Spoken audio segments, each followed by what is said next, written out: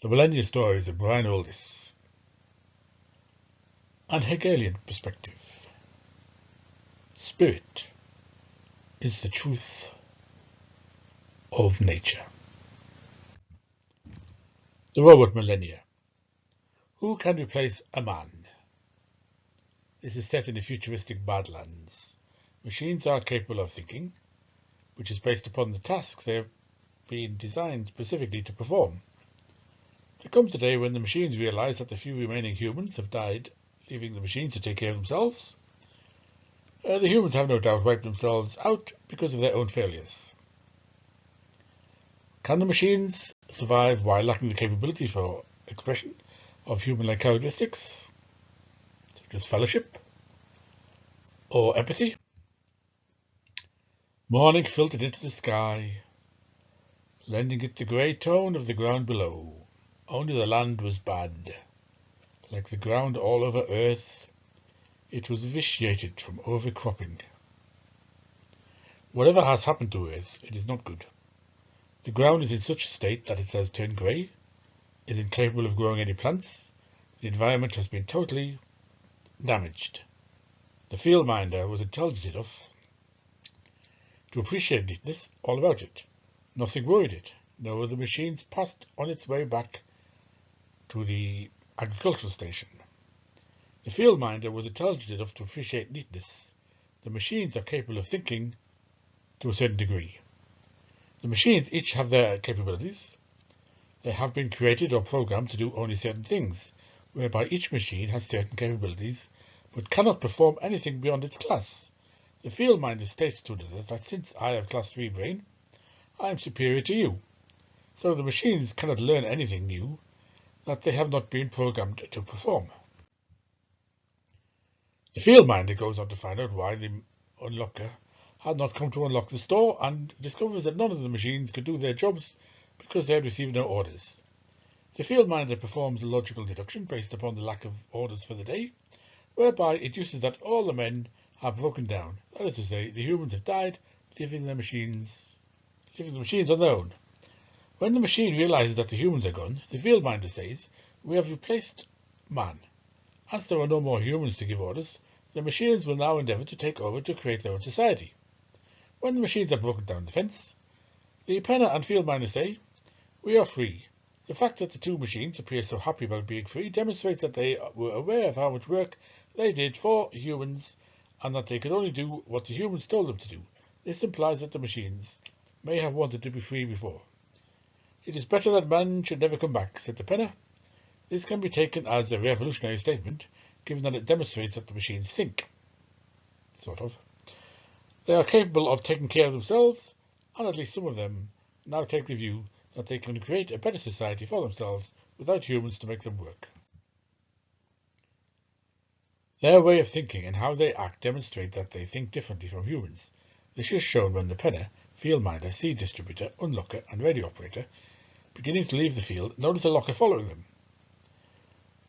A machine that has not been instructed to follow them, hence they destroy it without waiting to see why it has followed them, or without regard for the locker's well-being, or feelings. Feelings speaking loosely. The machines are different from humans, for in a group of humans, some people may well have remarked that such an action would be wrong, or callous, killing the machines as opposed to talking to it. The penner remarks, "It is better that men should never come back," meaning what? The penner makes the remark, since the machines are starting to feel that they will be better leaders than the humans have been. They need not be concerned about the humans, but only take care of themselves. The penner is now convinced they can achieve this, and the machines then endeavour to decide where they are going to go. They discuss their ideas and decisions in a manner that demonstrates that they are capable of different kinds of thinking, depending upon the class of their brains. The choir harps on about having a good supply of fissionable plastic material, without changing his sentences, demonstrating that he is capable of only this little thinking, while the penner, field minder, and operator are able to analyse the situation and draw conclusions about what place would suit them best. For instance, when one of these machines says, "We are country machines," another one responds, "Therefore we should stay in the country." The Badlands are described as having ancient bomb craters and soil erosion. What has happened to human society? The Badlands were evidently created Because of terrible wars and improper farming techniques, the humans had not paid sufficient attention to what damage they were doing or what the consequences of such damage would be. The machines travelled through the Badlands. There we will start our own cities, said the Penner. All who oppose us will be destroyed.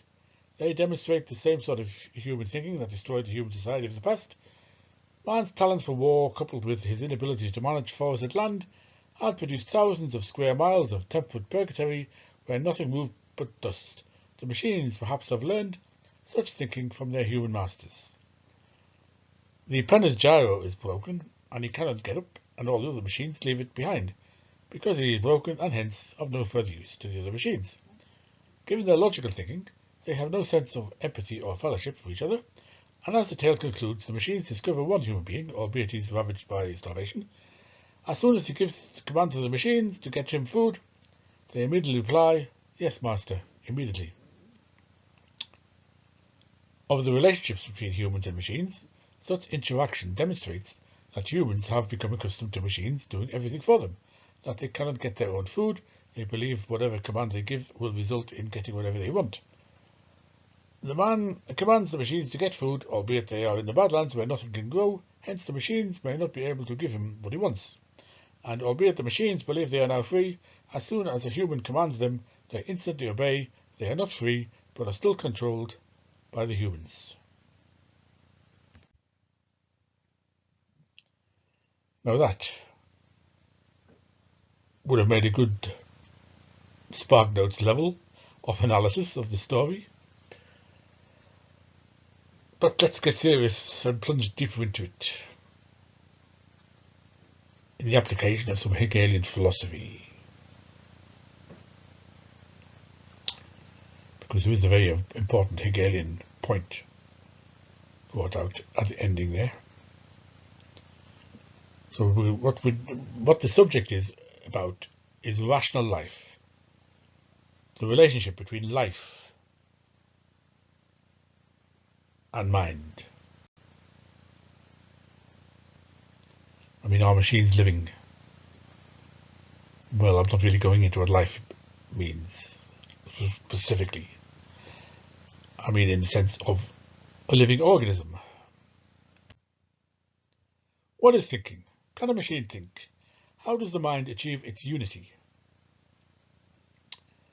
Thoughts are not abstract in a particular sense of abstract. If concepts are formed by abstraction from things or representations, they are normally abstract in the sense of sharply and fixedly separated from each other with none of the fluid relationships between concepts that Hegel discloses in his Science of Logic.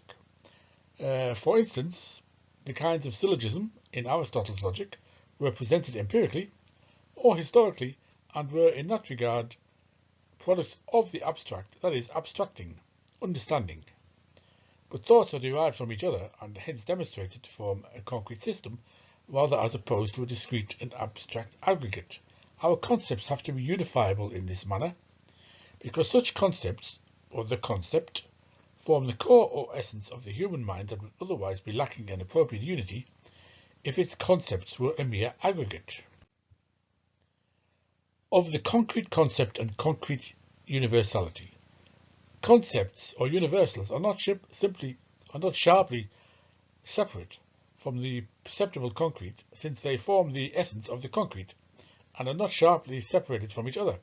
The concept of universality is not sharply distinct from those of particularity and individuality, and yet all concepts of universals are not, as commonly supposed, on a par with, say, blueness, where the blueness of a thing need not to be, in a significant manner, affect either its nature or its relationship with other blue things. A blue object can be readily become or be imagined to be some other colour, without changing its other qualities, and blue objects may have little else in common.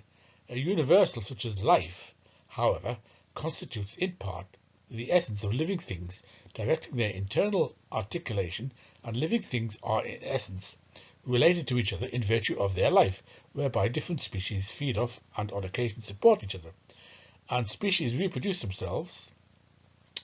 So we have a science of life. But of course, if you had a science of blue objects, that would be ridiculous. Spirit and God are similarly concrete, while cash, I'm just using this as an example, Cash, money, is an expression of the abstract value of other things, that should say, the value of other things. Nevertheless, concrete and historically developing phenomena, for instance punishment, would the machines understand punishment? By no means can be captured in a single simple definition. Hegel's use of abstract or more readily understandable Hegel's use of abstract and what he means by abstract is more readily understandable in the context in which it occurs. Thinking abstractly, he writes about in Who Thinks Abstractly, an early essay, where he says to see in the murderer nothing but this abstraction that he is a murderer, and to efface the rest of the human essence in him. And a field-minder, that should be an end quote there. Hegel doesn't go on to talk about a field-minder. This is me now. And a field-minder is a field-minder, albeit the comparison falters, given that there is no human essence to erase. Can an AI think abstractly? Can it understand rights? Abstract right is to be contrasted with morality. Ethical life is to do with the rights of individuals against each other, chiefly the rights of property, contract, non-interference, and it is characteristic of an abstractly individualist high society like ours. It is an essential element in modern society. And yet we must actually, in the philosophy of right, Hegel identifies Roman society as being abstractly individualist in this sense. And yet we must be leery of haphazard application of such abstractions as freedom, equality, fraternity to concrete actuality, for that merely annihilates it. The notions of the abstract and the concrete thus pervades Hegel's thought. The abstract is an essential element. In logic, we abstract from the perceptible concrete, and concepts are seen to begin with, not ultimately,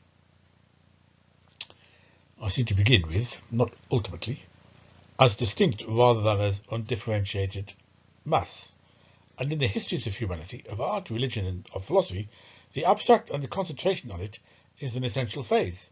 In contemporary society, abstract right, abstract principles, and the abstract individuality are an essential feature, together with the concrete richness of personal, familiar, and ethical relationships. Philosophy, and in particular logic, ought not to begin with the absolute I, for either the I equals I requires explanatory mediation, or, if considered as immediate, is equivalent to pure being. But to abstract from all one's determinate features and concentrate one's existence into a bare point of being for self, that's how Hegel characterizes consciousness, or rather self-consciousness, by saying I, as of supreme importance, is a uniquely human ability. Our freedom of will and self-consciousness are rooted in this capacity. And yet I-awareness, awareness of one's bare self-identity, is merely the start of self-consciousness and of spirit, for self-consciousness is the need of oneself as one inhabitant, among others, of a world informed by spirit. The I is in essence self-reflexive. I-awareness is necessary and sufficient for one to be or possess an I. The I is not a thing or substance. The I as such is universal in that it is wholly indeterminate. I-awareness and I-saying abstract from every determinate feature of one's mind, body, and physical environment. I has this feature in common with this and that, whose use also abstracts from every determinate feature of the human or non-human objects so referred to, but non-human objects do not apply these words to themselves, and we cannot, for instance, conceive them to retain their identity through the radical and far-reaching qualitative changes to which we can, in imagination, subject both ourselves and other human beings. Radical and far-reaching changes. such as we can imagine, but which the machines, the robots, cannot. We will get to that. The I is universal in the distinct but related sense that I-awareness and the use of I, as such, do not succeed other than in meaning or opinion in picking out one particular individual among others. Everyone is an I or this particular individual. I shares with this. With the universality of this, we can reject the raw experience of sense certainty and the challenge to deduce the existence of individual objects. Yet the universality of I has an extra significance.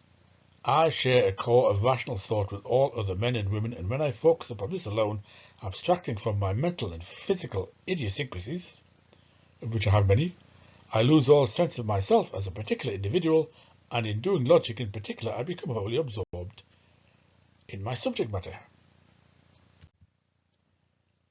And yet no one can be solely a self-aware I. I-awareness involves the body of some definite sort, and is entailed by consciousness of a world distinct from itself, a world which the I, in company with other I's, must sublate and then return to itself as spirit. Hence the I is an active universal that essentially involves particularity and individuality, a concrete universal, which we will get to. The point I'm making, just in case you wouldn't know what happened to Aldiss' story, is that we humans, each of us, is a concrete universal, whereas a machine does not have that type of universality. Hence the I is wholly universal and yet in need of another out of whose sublation it returns to itself.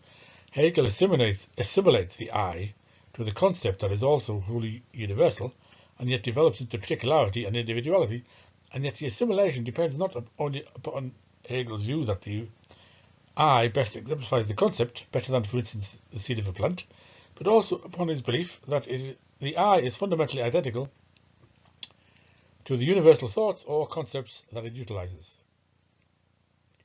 I cannot with coherence distance myself from my thoughts, as I can from my desires and perceptions, by supposing, for instance,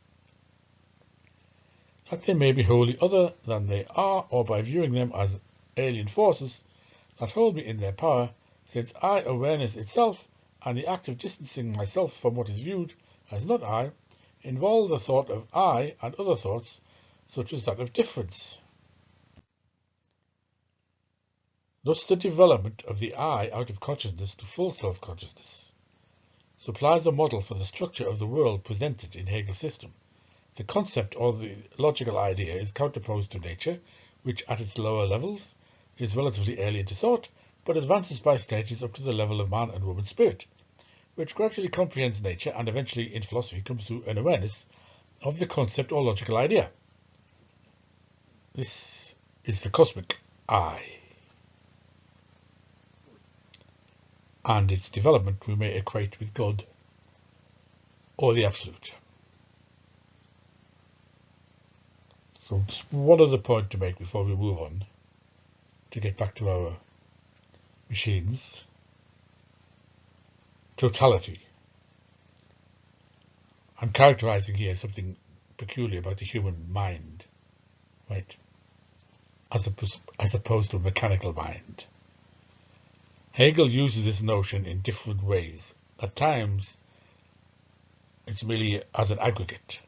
This is from the philosophy of nature. The totality of reactions of a chemical to other chemicals is present only as a sum total, not as an infinite return to itself. There's the passage there. As it fixes its stages in the particular corporeal individualities, the totality of the process allows these stages themselves to appear as processes of a particular kind. The totality which these constitute is a chain of particular processes, forming a rotation, the periphery of which is itself a chain of processes. The totality of the chemical process is therefore a system of particular modes of the process. But frequently a totality is an all-embracing whole.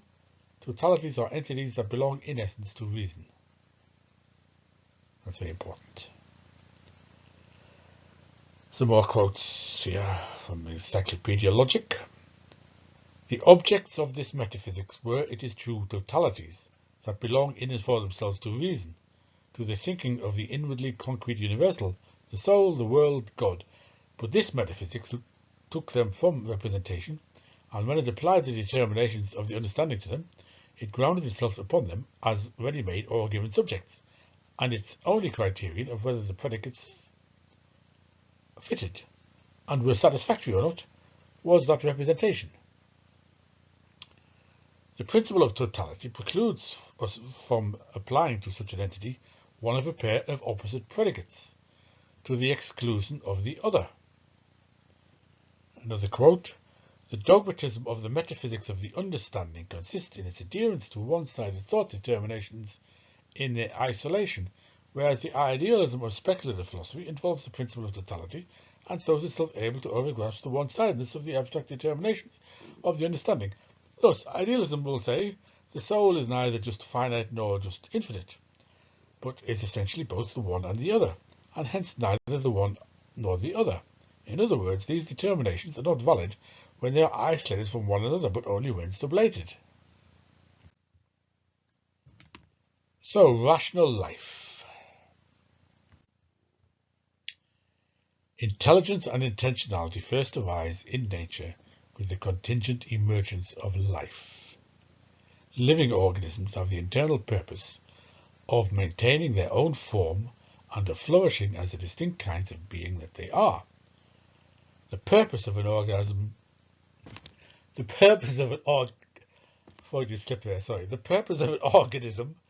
is internal. I'm not going to do it again, the whole video. In the sense, I might edit it later though, in the sense that its existence does not depend upon the ideas and ends of an external designer, a machine maker, divine or human. Organisms organize and maintain their own parts in respect of their internal purpose of maintaining themselves. The parts exist for the sake of the whole, the totality. The whole and the totality depends upon the parts to keep itself going. So, the phenomenological body and the biological body. What's the distinction? The parts of an organism exist for the sake of the experiential totality, and every living individual belongs to a species from which get the standards for illness as against health, for instance, decaying as against thriving. It is due to their species-specific internal purpose that animals have the bodies that they have and display a purposive relation to the environment. Pain and pleasure are fundamental forms of intelligent responsiveness to an environment. Through pleasure and pain, animals regard the things around them to be good or bad, instrumental or detrimental, to their thriving. Iron responds to moisture by rusting. It does not intend to rust. But on the other hand, a cat is not merely causally induced to act by its desires and perceptions, but regards the fleeing mouse as sport, a human lap as a place to rest, the dog as an adversary. Purpose-governed activity of organisms thereby enacts their environment and permits a context of meaningful relations. For instance, the front garden as an existing place of discovery to emerge. I'm talking about the cat there, by the way, not myself. I don't even have a front garden. Spirit is the truth of nature. This is a very important point in Hegel. Intelligence can only be exhibited by a living organism. Artificial intelligence cannot be created without also creating artificial life. Human need has its source in the organic end of thriving. The original ground of intelligence is apprehended in life. In the light of higher order organisms, such as ourselves, we can observe what is necessary artificially create. In the light of high order organisms, that's us, we can observe what is necessary and artificially create a human-like mind. But the account of human reason we find in Descartes, for instance, which Hegel opposes, in Descartes, a set of formal logical processes separate from effect, design, and putative primitive animal functions.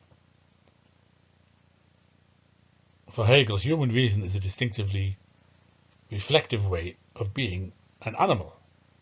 So if the other animals maintain themselves in respect of given species ends that they cannot question or change, like machines programmed to think in accordance with their sole function, we maintain ourselves as material beings in respect of shared social norms that are intrinsically debatable and that can be revised.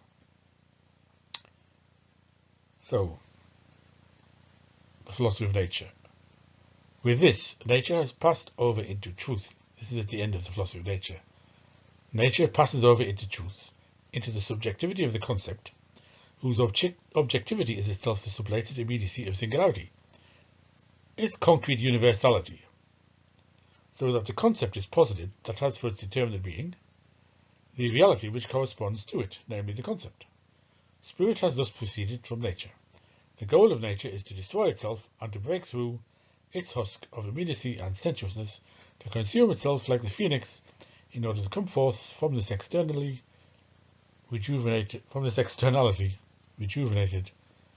as spirit. This is from the philosophy of mind. For us, spirit has nature in it as its presupposition, that is nature's truth, and therewith its absolute first, it, that is spirit, is. The philosophy of mind is carrying on from the end of the philosophy of nature. We must begin our treatment with immediate mind, but this is natural mind, which is soul. To suppose that we should begin with the mere concept of mind would be a mistake, for as we have already said, mind is always idea, therefore actualized concept, but at the beginning the concept of mind cannot as yet have the mediated reality which it acquires in abstract thinking, of course. Even at the beginning, its reality must already be an abstract reality. Only in this way does it correspond to its ideality of mind, but it is necessarily a reality that is still unmediated, not yet posited, consequently a reality that just is, external to mind, a reality given by nature. We must begin, therefore, with the mind still in the group of nature, related to its bodilessness,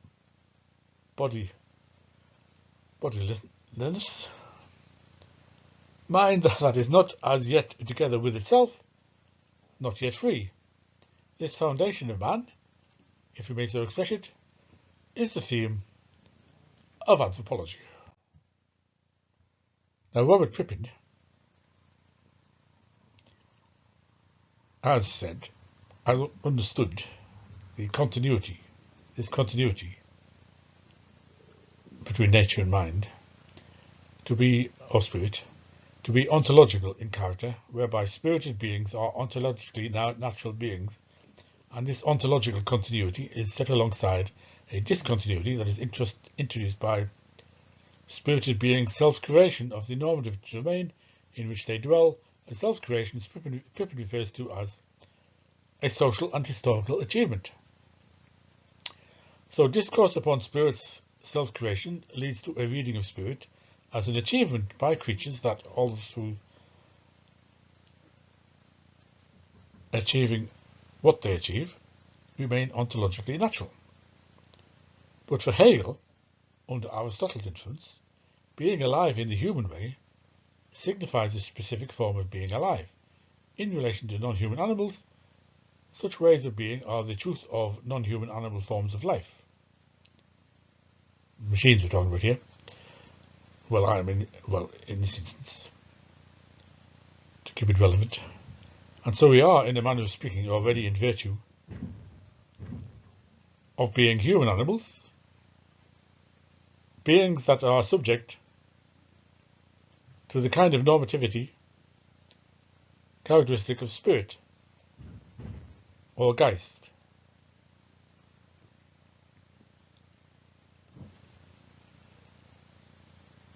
The climactic point of Hegel's philosophy of nature brings the geistic animal organism onto the stage.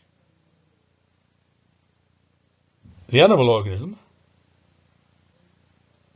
is the completion or perfection of the animal organism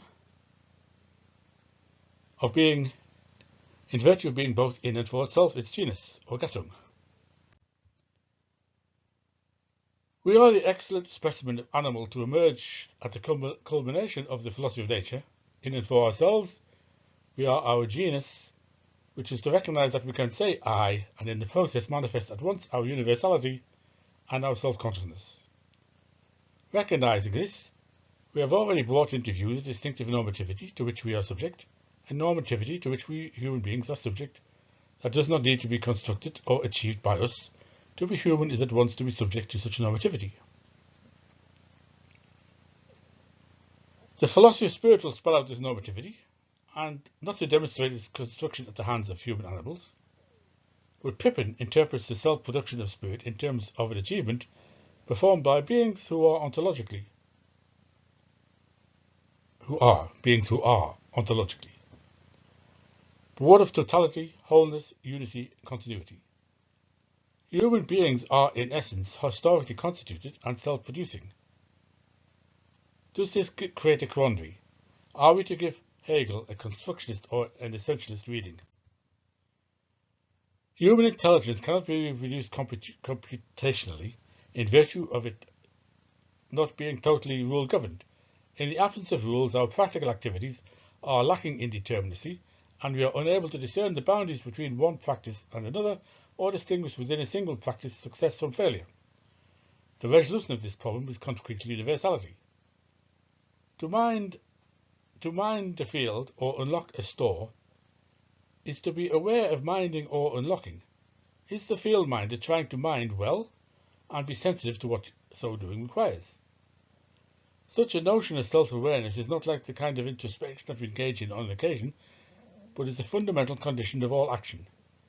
It is not a matter of whether one checks off an abstract list while minding a field, but whether one is responsive in minding and to know what a successful minding under the given circumstances means. In the end, it is not a matter of whether one's actions are codifiable into a set of unalterable principles, but whether one's actions are justifiable to other social actors also endeavouring to mind. Rules are universals as they have to be shared by others, but also concrete as their content is always a matter of what can be justified there. Awareness, at whatever level, of unity and totality. Now, Pippin's alternative notion of the collective self-imposition of normativity is unnecessary and lacking in explanatory force. Rather, as Hegel conceives it as normative beings, our normativity is internal to the kind of animal beings we are, which is to say self-conscious universal animal beings. We are a self-conscious universal kind of animal. The normativity to which we are subject is contained in what we are. Human beings are the animal beings that truly are species essence. Gattungswesen, as it is in German, or species being, thus disclosing the logical structure of human individuals' relationships to their genus. There is a contrast between those animals in whom the generic process is not fully resolved, which is to say mere animals, and those animals in whom it is fully resolved, that is to say humans. Mere animals endeavour to be their genus, and an individual cat endeavours to be the cat kind, or the cat species, through reproducing itself, but it only thereby succeeds in giving rise to further individuals that, like it, fail to be for themselves their genus. Merely natural animals are deficient, failing to be their concept fully. Every cat is deficient, apart from my cat. I just put it in as a side. I used to have a cat, Zappa, rest in peace. Since it fails to be the cat kind, only human beings succeed through the way the genus process functions in their case to be genus process. Human individuals succeed in being their genus, in and for themselves. They have a special relationship to their genus that non-spiritual animals lack, a relationship, the manner by which we are individuals conforming to or falling under a genus or kind that accords us concrete universality. Fag break. Well, I don't smoke actually. I'll just put that in there for comic effect.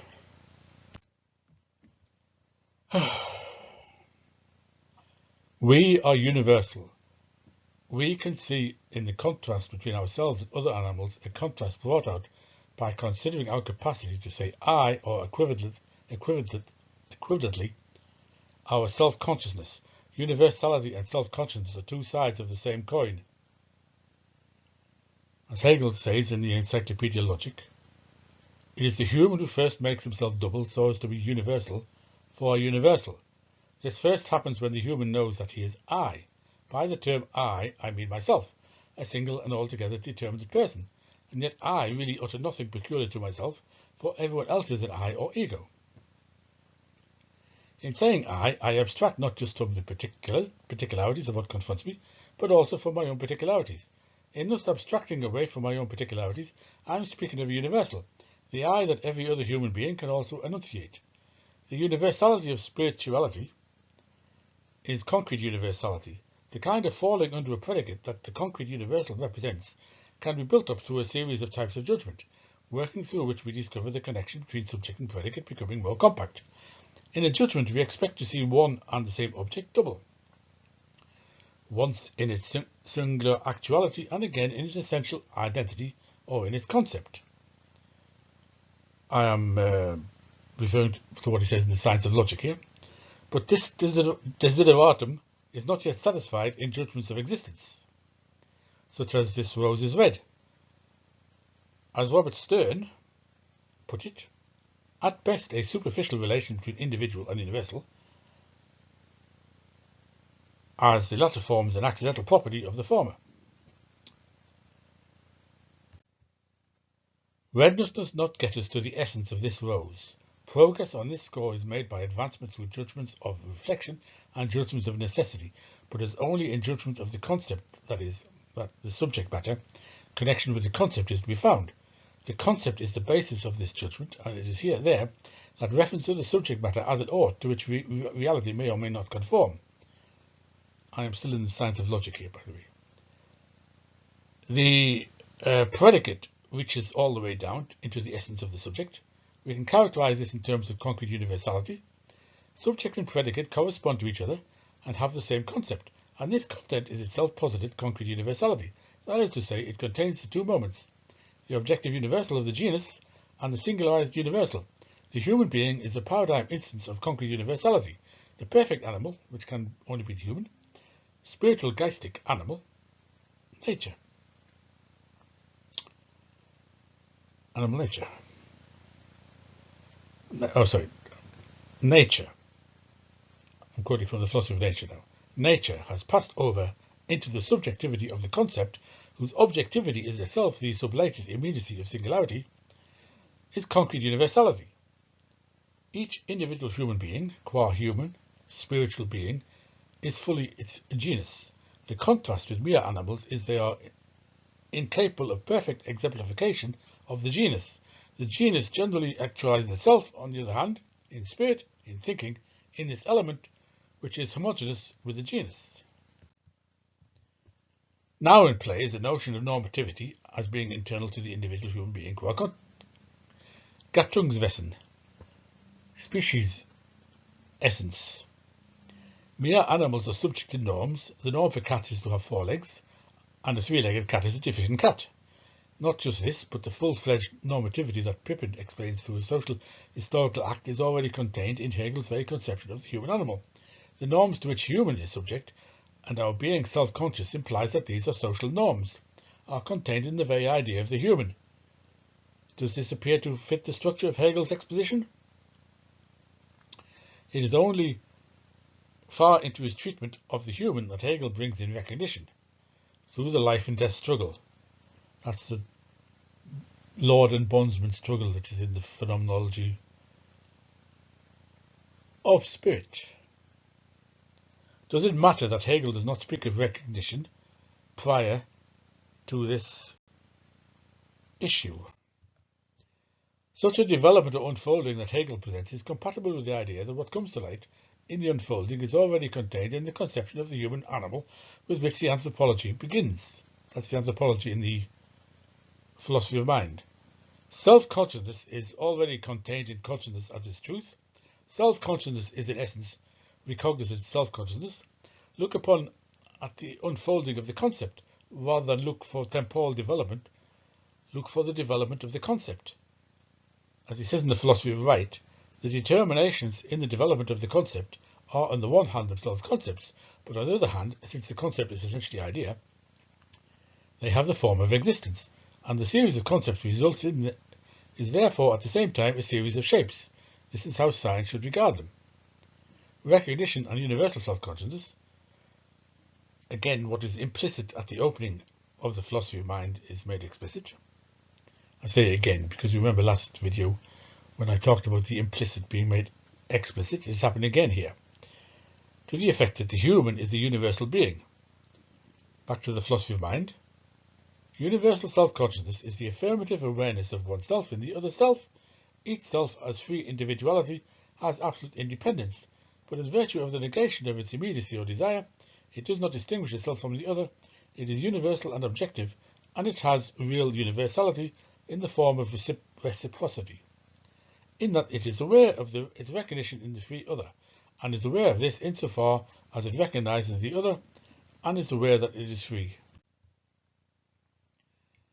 Appreciation of that being, which fully realizes the genus process, a being that is truly for itself, its own genus, has already enabled us to observe that such a being, in its self-consciousness, knows itself to be universal. Its self-consciousness means that it holds itself to account. Mere animals are subject to standards, such as the standards for cat to have 4 legs, but do not hold themselves to these standards, while the human, by contrast, thinks of itself as subject to norms. Its universality means that all instances of it are held to account. And because the genus is dispersed into individuals, each individual, every one of which is universal, holds each other individual to account. And furthermore, the norms for humans have to be social. It manifests itself in its otherness, which is you, and it manifests itself as you for that other, I. That's me. This social relation is built into the very notion of the universality that all the I's share with one another. Because of them to be I's is for them to be understood themselves as the you to another I, and vice versa. Mutual recognition within the Hegelian system provides a full picture whereby nothing is brought to bear on the account that leaves out the natural lives of such individuals. The account of recognition begins with the life and death struggle of Lord and Bondsman in the Phenomenology of Spirit. Aldiss's robot tale is attuned to the issue here in that 2 self-consciousnesses become locked in a struggle to the death, but the field minder and other machines are not self-conscious, for all the reasons I've just given. Indeed, the ending articulates and makes vivid that which is already contained in the idea of the species essence. And the life and death struggle can be recognized as taking place in history. But what the very notion of the life and death struggle articulates, the fact that spirited beings are free beings in whose nature it is to recognize each other as such, an articulation is of what was true of human beings all along, as opposed to Pippen's take on the subject. The logic of spirit manifests itself in history, but the logic is prior to the history, and such processes as the life and death struggle are to be understood as working towards the realization of what spirit is, what we are as human beings without us having had to achieve, what we are as human beings without us having had to achieve it, as Pippin supposes, without having to achieve anything. Master and servant. If it has not experienced absolute, this is from the Phenomenology of Spirit, if it has not experienced absolute fear, but only some lesser dread, the negative being has remained for it something external. Its substance has not been infected by it through and through. Since the entire contents of its natural consciousness have not been jeopardized, determinate being still in principle attaches to it, having a mind of one's own is self-will, a freedom which is still enmeshed in servitude, just as little as the pure form can become essential being for it, just as little is that form regarded as extended to the particular, a universal formative activity, an absolute notion. Rather, it is a skill which is master over some things, but not over the universal power. In his work, the field-minder labours for someone else's satisfaction, but unlike a human bondsman, cannot learn respect for the independent existence of the objects around him, with which he discovers he can work. Consciousness in the bondsman arrives at a new conception of itself as an individual in the world, at this stage treating the world as a place to which it is attuned, not merely because it has various skills that make it master over some things, but because it possesses universal formative activity that granted universal power over the whole objective being. The whole of objective being. Not so in the robot millennia. Humanity is gone. The field-minder may at first appear to have a new conception of itself, but this is impossible, as the ending abruptly demonstrates. With the master gone, what can it do but abide by the last command? Follow me. Which is a good way to end. Because as we usually say, if you like this video, subscribe and follow me.